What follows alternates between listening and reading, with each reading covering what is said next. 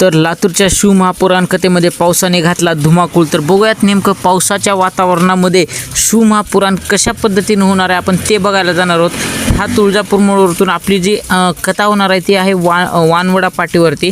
तर भरपूर मोठ्या प्रमाणात पाऊस आता लातूर जिल्ह्यामध्ये जे आहे तर 4 ते 5 दिवस झालं पाऊस चालू आहे। तर चला बघूयात आपण पेंडालमध्ये वगैरे पावसाने काय काय परिणाम झालेले आहेत पावसाचे या पेंडालमध्ये ते बघूयात आपण।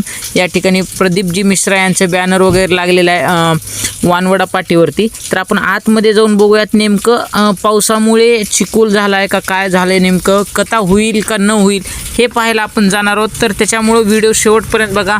बाकीचे भरपूर मोठे व्हिडिओ आपण आपल्या चॅनलवरती टाकलेले आहेत तेही बघा। चॅनलला लाईक करा, शेअर करा, सबस्क्राईब करायला विसरू नका।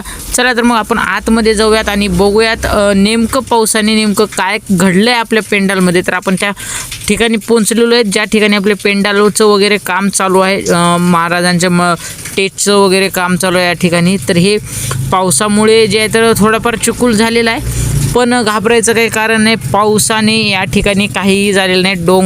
डोंगरावरती आपली ही कथा होणार आहे, माळरान आहे ज्या ठिकाणी तुम्हाला पावसाने कोणत्याही प्रकारची अडचण येणार नाही। त्याच्यामुळं तयारीला लागा। शिवमहापुराण कथा लातूरमध्ये होणार आहे आणि तुम्हाला यायचं आहे कथेला।